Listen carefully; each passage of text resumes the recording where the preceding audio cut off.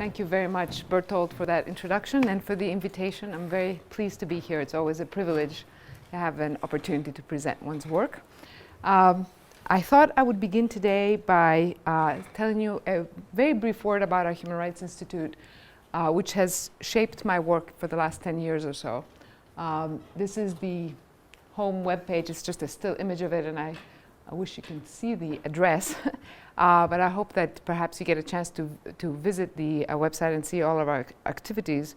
The beautiful photographs come from the Robin Romano archive. He's a photographer who has devoted his career to photographing children, child laborers actually throughout the world. And we use them in the website, so I always like to point people to them. And next fall, we're going to be celebrating the 10th anniversary conference of the Institute, and I will be organizing one panel out of the research group that I head at the Institute, which is the research program on humanitarianism. And that panel will be on photography and humanitarianism, the photograph rethought. And this very briefly is the structure of the Institute. It really divides itself into two main areas of activity: the teaching mission, which has a new undergraduate major, which students have to take as part of a double major. They need another major plus the human rights major.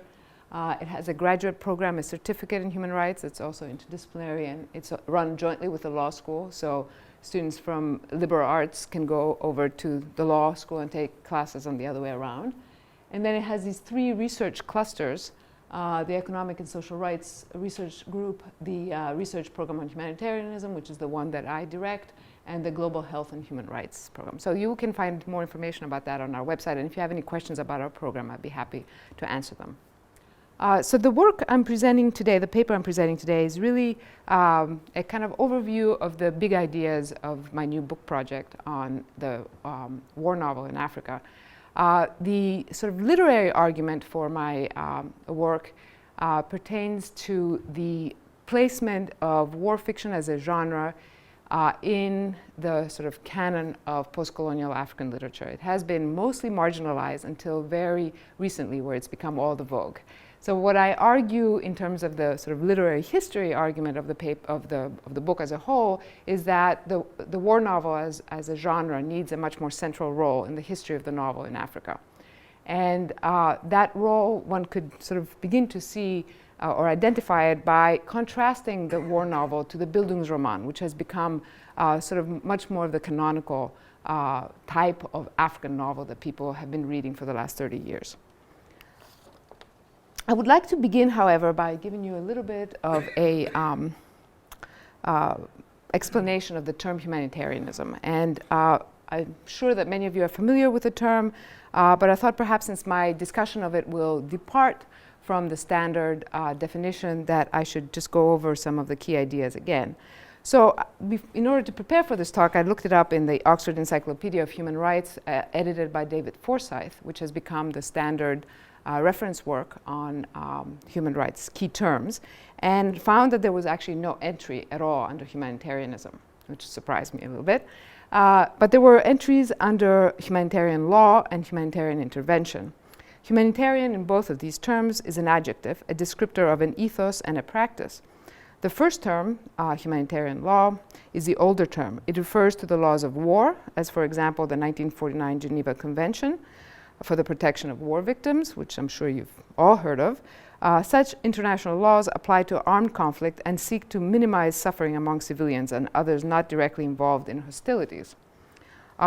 They also legislate against the needless destruction of civilian infrastructure and regulate the methods and means of warfare, the ban on chemical weapons, for example, which might be very significant to us right now, as with everything that's happening in Syria, right?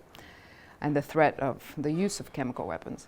One problem which haunts humanitarian law is that there is no clear legal definition of war. Hence, the preference for the term armed conflict, which seems more capacious in general.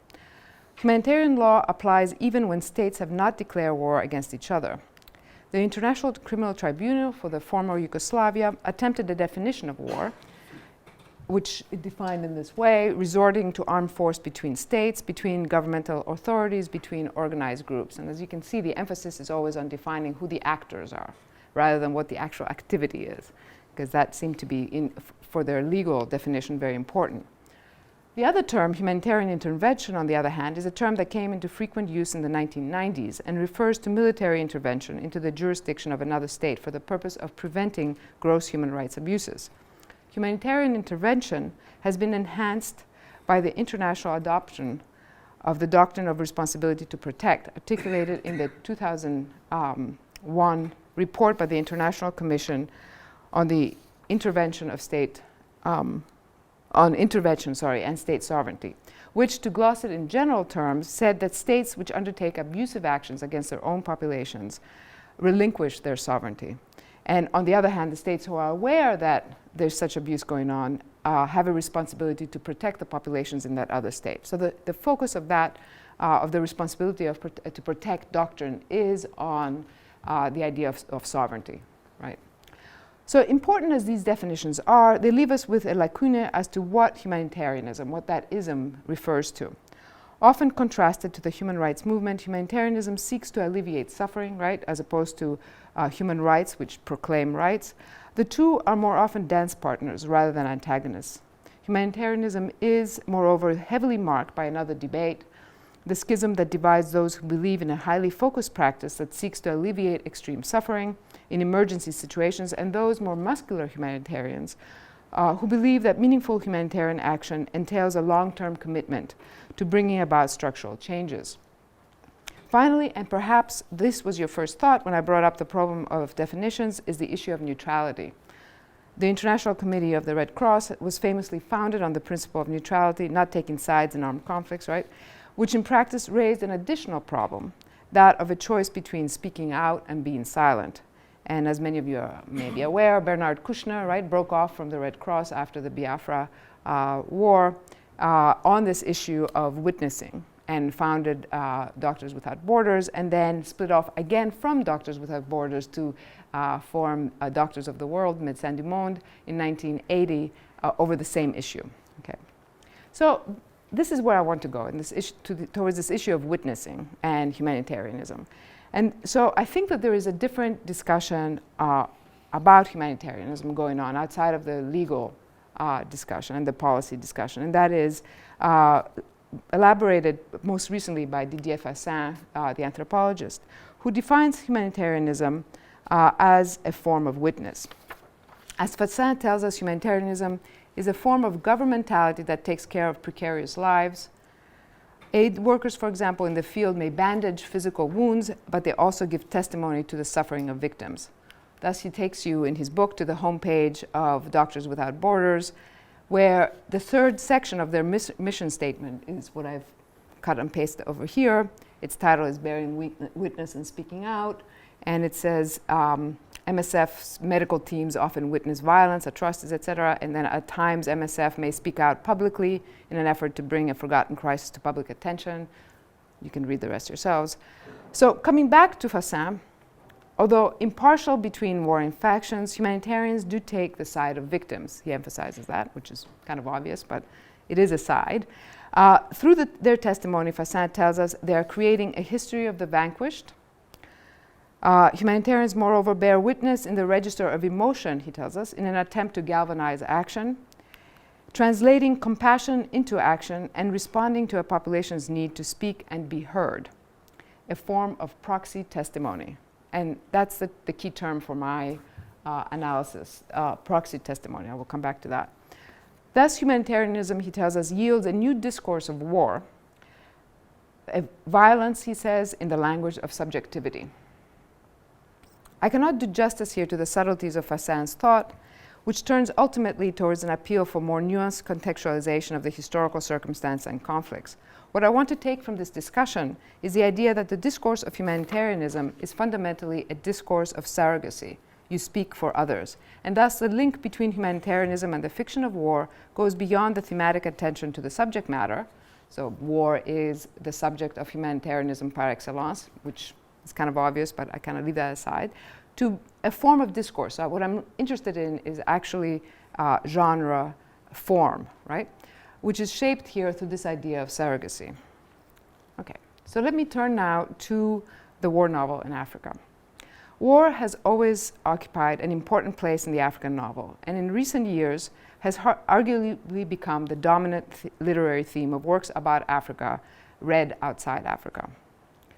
As a subject, war presents particular challenges. It brings to the fore the violence of imperialism and its aftermath. It displays the weakness of the nation state, the pull towards social disintegration, and in its presentation of social enemy, threatens to mire us in stereotypes of Africa as conflict-ridden and dysfunctional. A close reading of the literature, however, reveals a great deal that counters these now static images.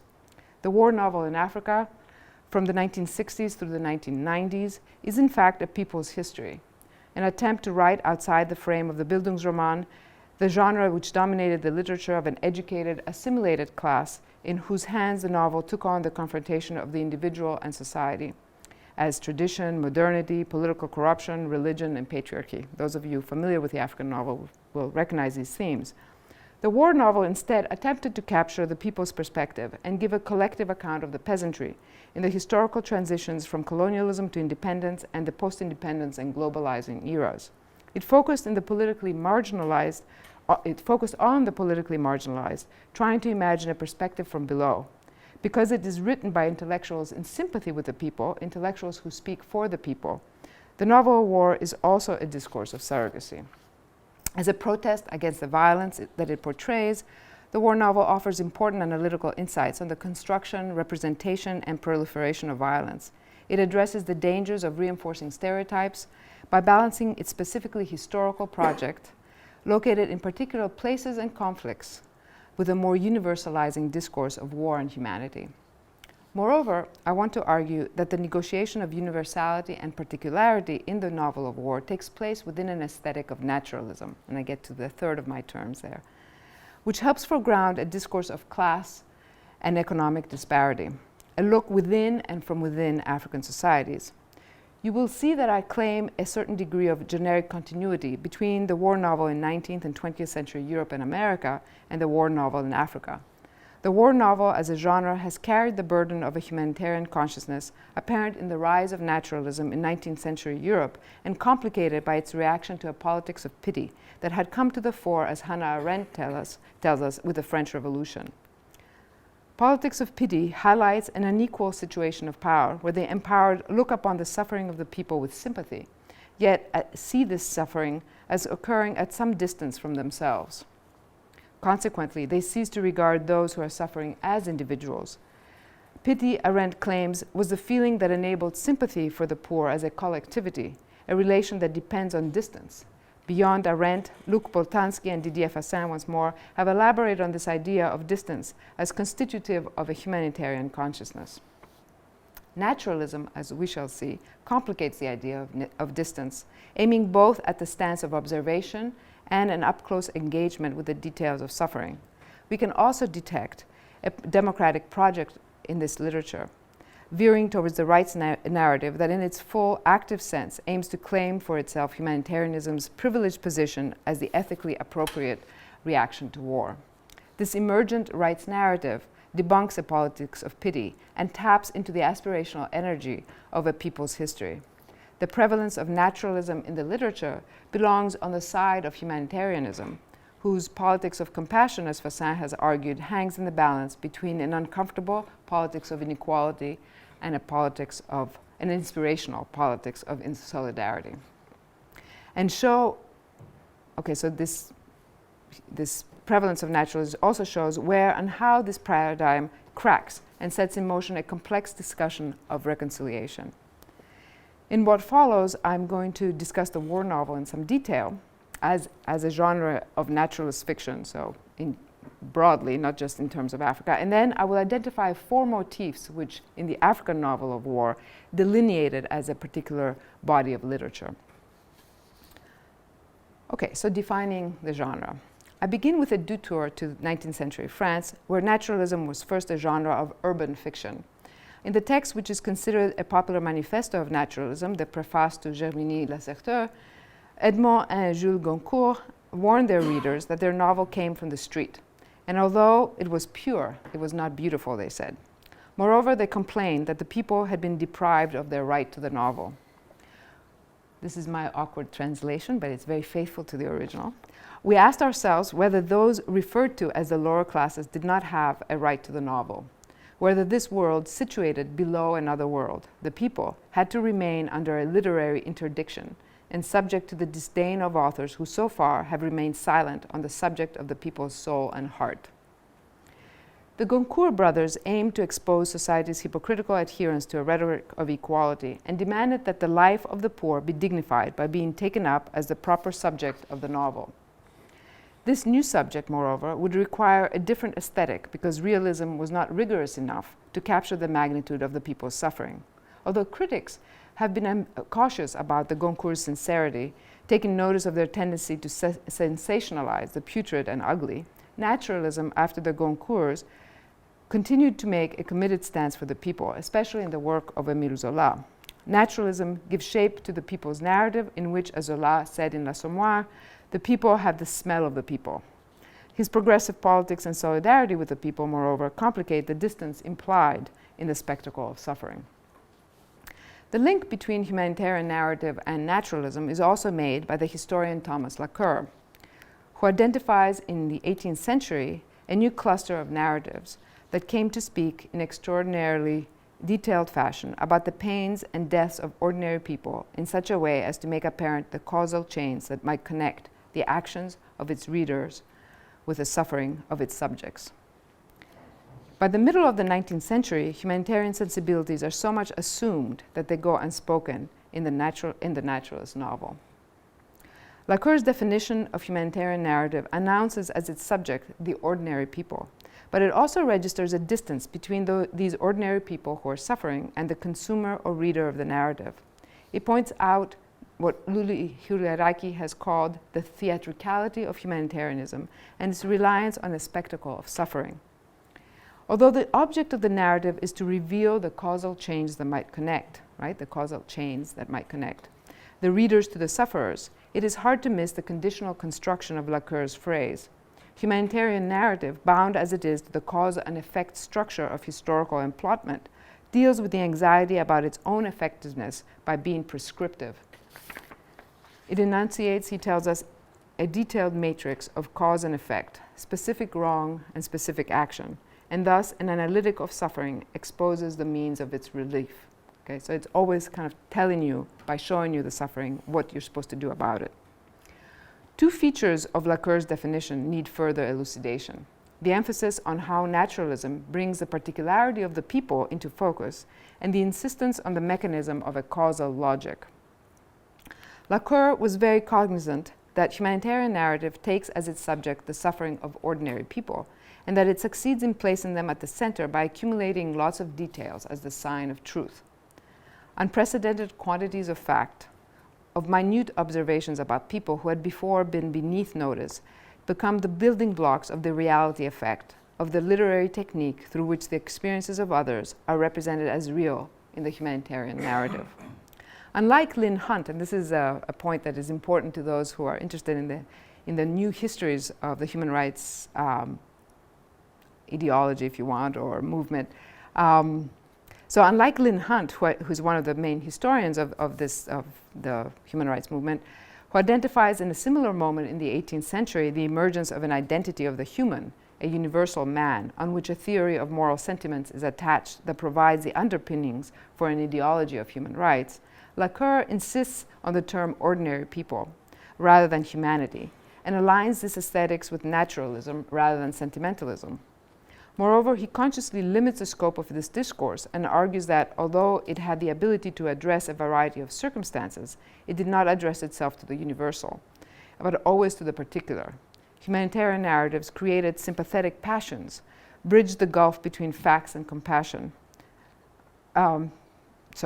Bridged the gulf between facts, compassion, and action in a wide variety of places and circumstances, but by no means exclusively or universally.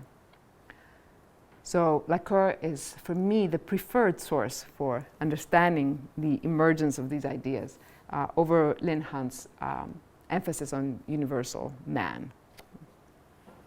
The causal logic of Laqueur The causal logic Lacour highlights closely identifies humanitarianism with naturalism. Zola similarly emphasized naturalism's attention to cause and effect, and went so far as to suggest that the novel be thought of quite literally as a scientific experiment. Naturalism's insistence on determinism, which Zola cautions us is not the same as fatalism, reflects this preoccupation with cause and effect, with the how. A set of conditions leads to a particular outcome. The ending is rarely in doubt. The novelist's commitment to a sense of the real precludes the irrational or the supernatural. The path to the outcome, however, provides infinitely rich ground for the novelist's observation. Despite Zola's disclaimer that the novelist is not an inventor of plot, he highlights instead the novelist's recreating of setting and circumstance, on which the truthfulness of this observation, the truthfulness of his observation of human behavior depends. So you might remember Zola's variables in his experimental novel, which are heredity and environment. Heredity as an idea features less prominently in the war novel, but environment is all important.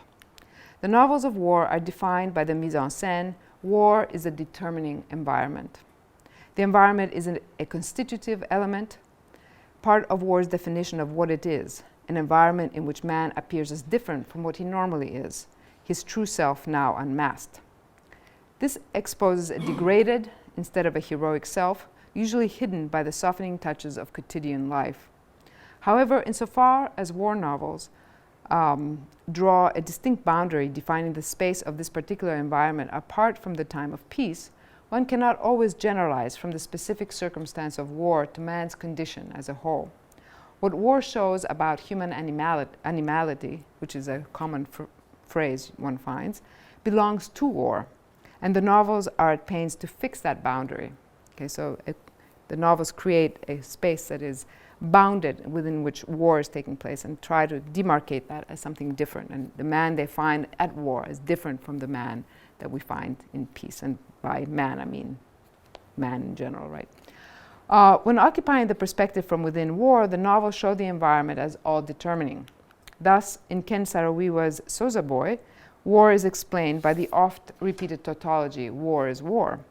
Why do things happen in war? Because war is war. That's a quotation from the novel.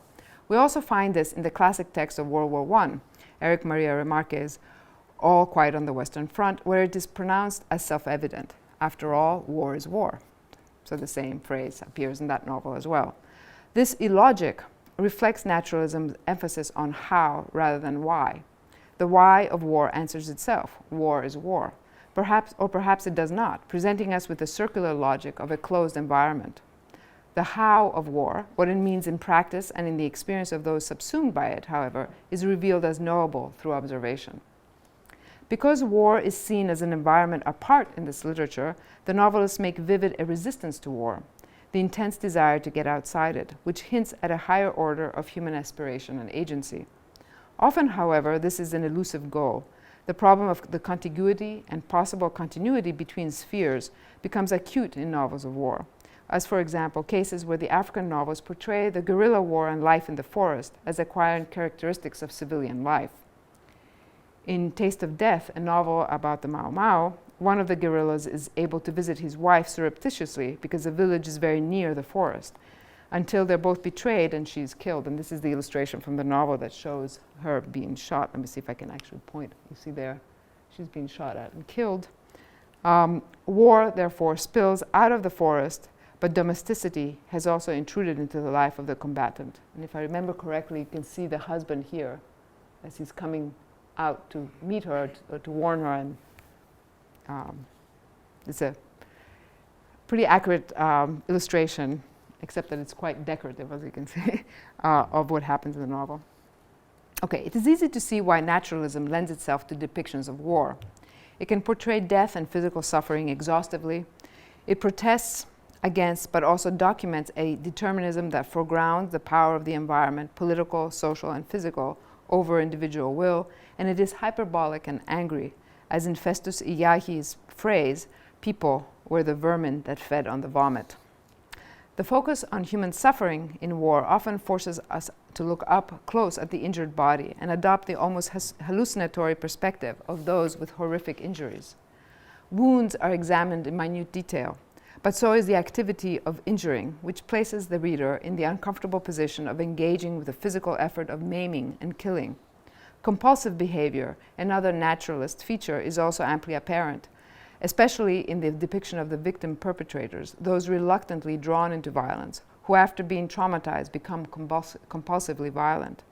More broadly, the depiction of victimization of individuals whose agency is severely compromised is common and adversely affects the ability of these characters to be written into tragic stories and elevated into hero or martyr status.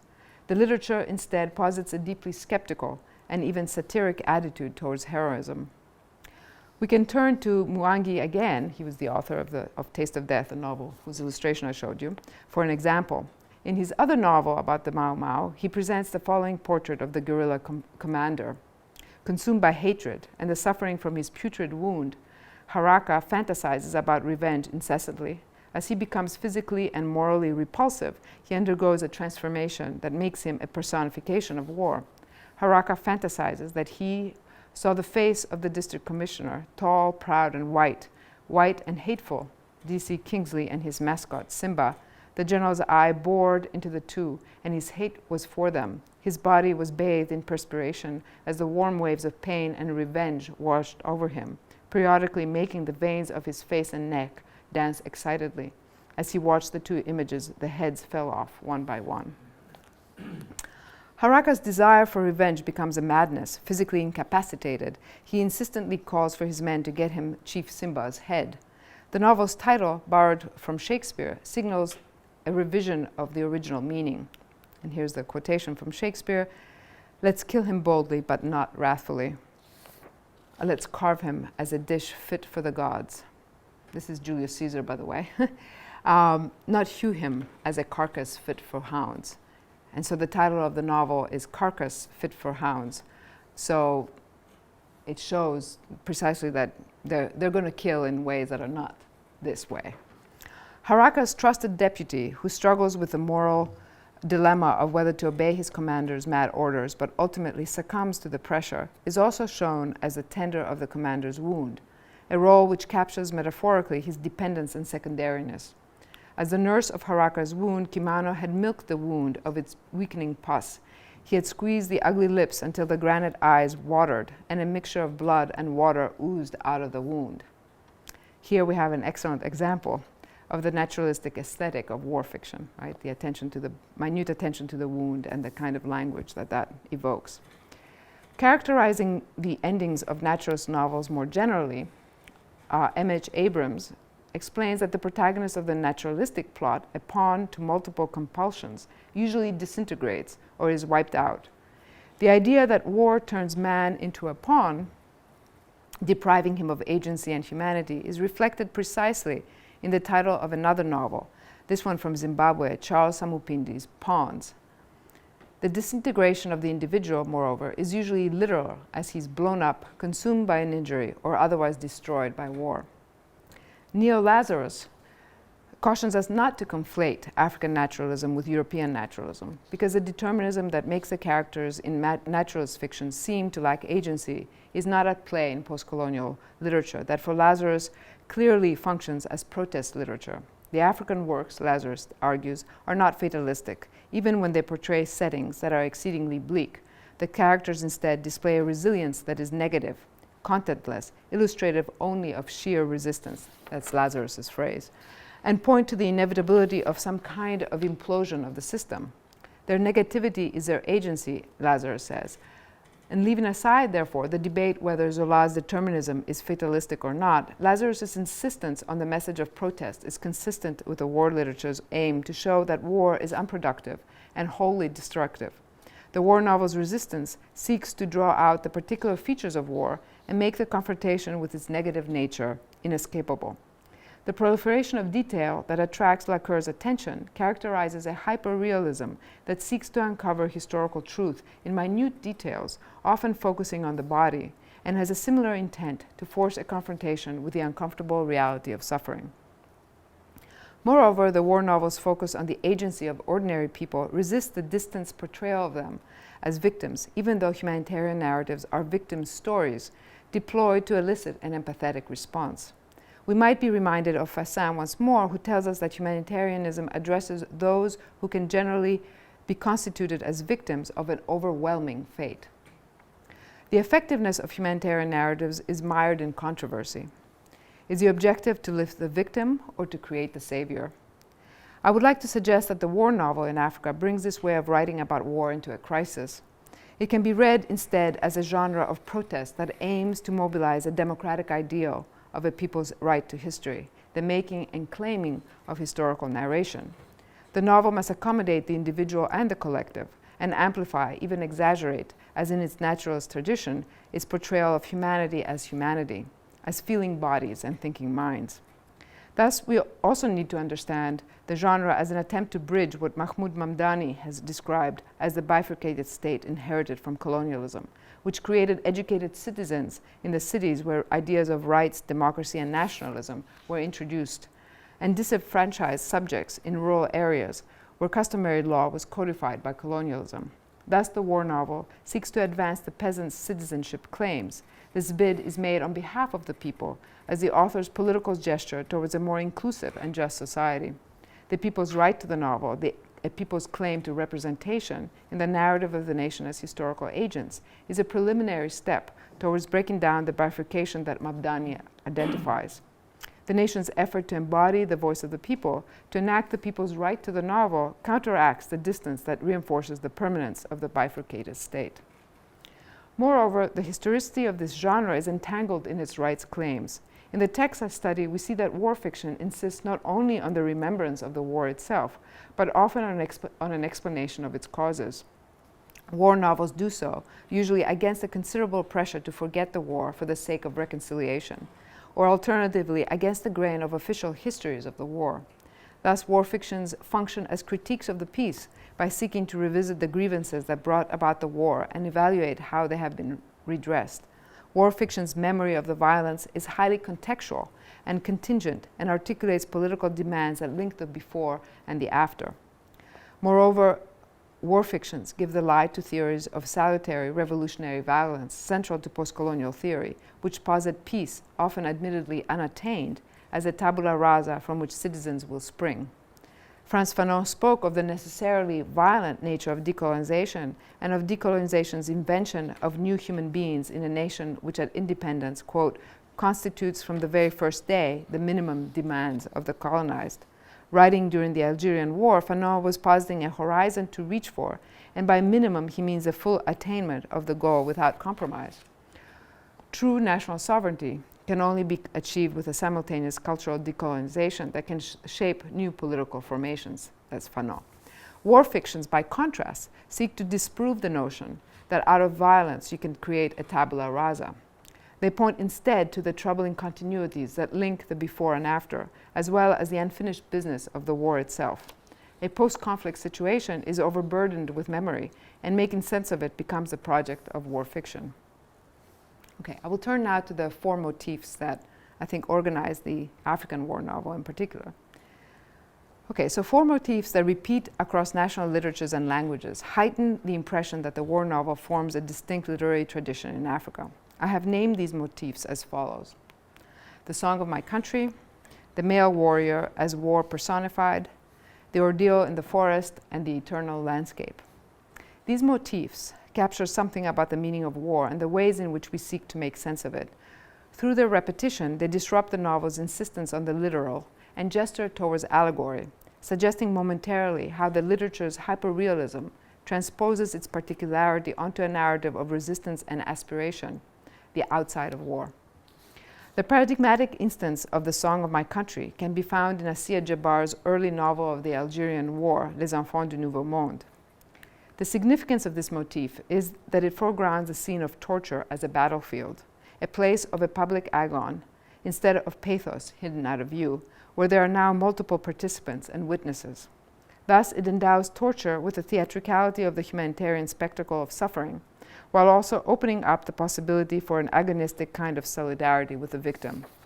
In Djabar's novel, the prison is a building with porous walls, where the integrity of the torture chamber as a sealed-off space is compromised. The voice of the nation is discovered here. Sitting in her prison, Salima, a young teacher, hears the screams of a torture victim in an adjacent cell. She cannot see him, nor can she guess his identity. Her first reaction is to try to block out the sound. She covers her ears, this is a quotation, in a gesture recovered from childhood. She begins to pray for the first time. Her self-protective gesture reveals that she understands her subjection to the screams of a victim of torture to be part of the terror inflicted on her. Yet after a while, she changes her attitude and decides to listen carefully to the screams and not to block them out. Through this effort, she forms a profound identification with the cries of pain. Why run away from it? One should listen. She's seized by a wild exultation. This is the song of my country. This is the song of the future. She whispers an upright silhouette in the center of the empty cell, quivering with zeal and joy. When the voice falls silent, she becomes anxious, and when it starts up again, she listens once more. Jerky, brief groans at first, which then swell anew into a single endless scream, immense, and Salima rides it with all her willpower because it seems to her that at the end it will open a door into the heavens. Blue landscapes she sees, instead of the cell's gray wall, the noontime sun that blinds you, or the evening sun that reconciles, faces of smiling cherubs, of children she recognizes, of Suzanne walking, of the man. Who is he, she wonders, shivering again, yet from the first moment on transported well beyond compassion. Salima listens not out of an imperative to bear witness to this man's suffering, but because of the expansive consciousness she gains through the experience. Salima was transported well beyond compassion to a vision of Algeria as place, blue landscapes, sun that blinds you, and people, specifically the children of the future, her students in whose name the struggle goes on. Powerless to intervene and change the course of the torture, she seeks to learn from the sounds of torture, to intuit from them a vision, a conviction about the nation. In the novelistic account of torture in war, the victim's body becomes the site of war. In the near absence of scenes from the battlefield in this literature, torture is often the surrogate site of war. Synecdochically, therefore, torture is a moment where the fate of the individual victim becomes identified most closely with the collective story of the nation. In fictional form, the narrative of torture transforms individual suffering into a narrative of nation from the perspective of resistance to colonial state order. The male warrior as war personified finds its first prototype in Thomas Mofolo's Shaka. This most influential text, which was completed in 1910, revised in the early 1920s, published in Sesotho in 1925, and translated into English and French in 1931, stresses the transformational power of violence and its capacity to radically reinvent identity. Mofolo's great achievement is to have shown how war is human, war personified, and that we cannot disclaim it but must understand it historically.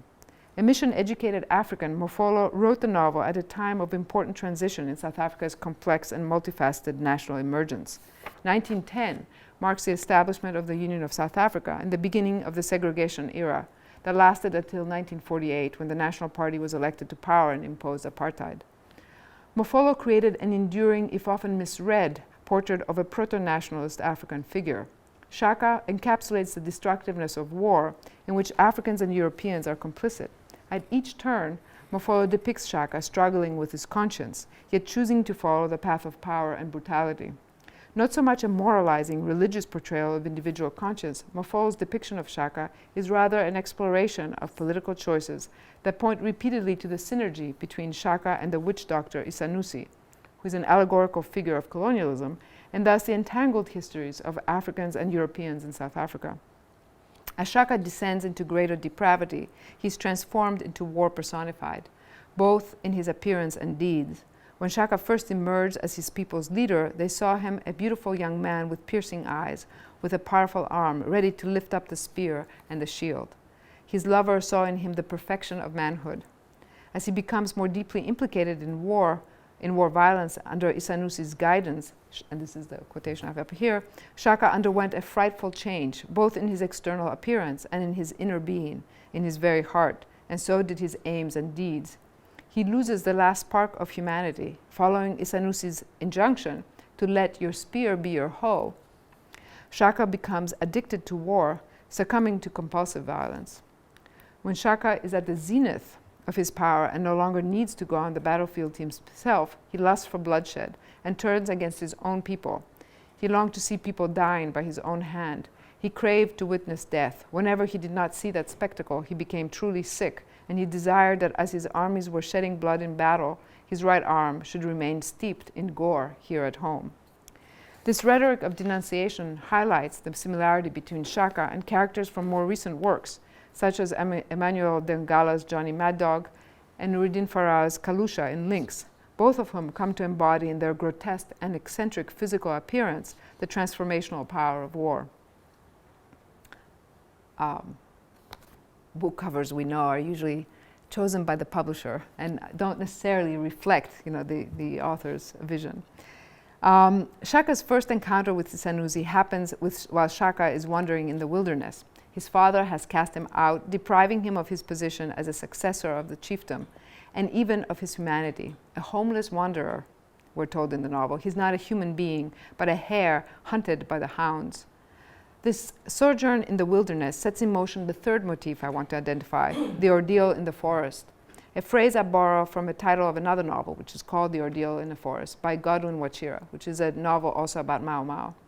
War fictions often send their protagonists on a sojourn in the wilderness, where, literally lost, they become spiritually unmoored and improvise a changed orientation to war.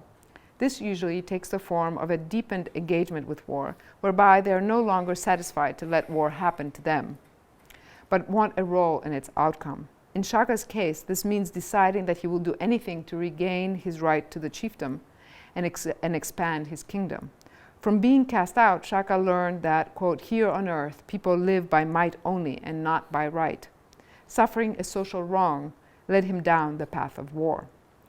The motif of the ordeal in the forest does not necessarily entail the moral degeneration of the character, but it does invariably constitute a passage through which war's regressive force reveals itself in terms that make it impossible to deny. We can call this a passage to the real, now seen as profoundly other than ordinary life.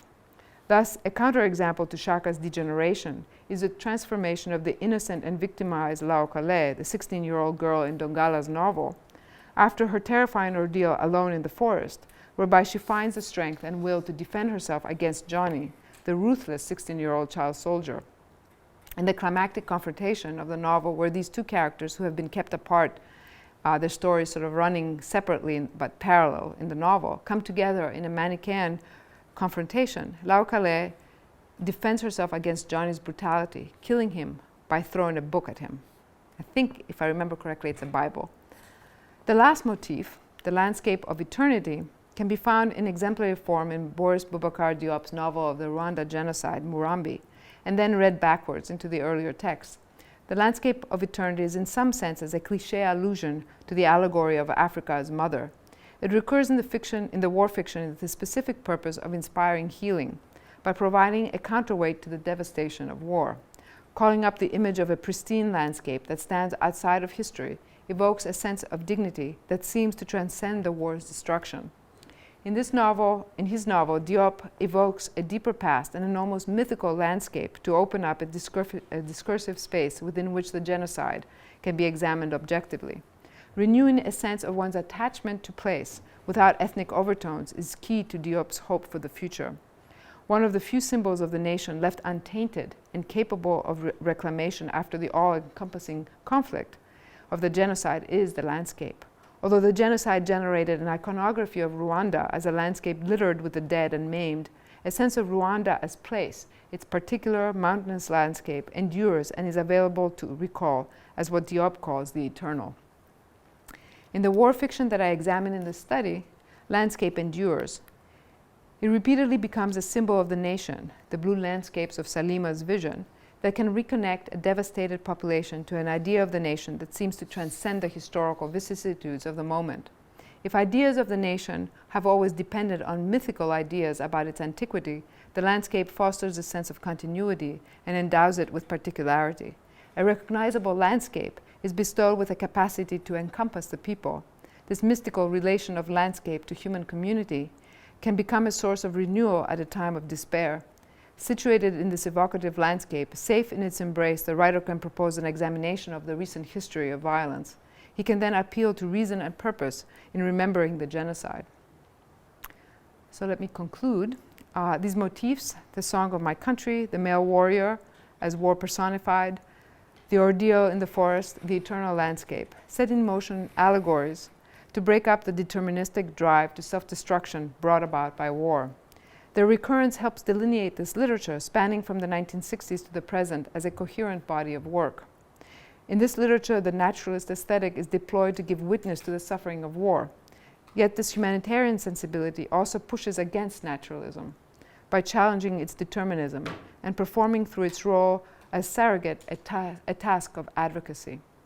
Speaking on behalf of the people and setting in motion a rights narrative in the form of democratic aspirations that grow out of their necessarily revisionist histories. Thank you.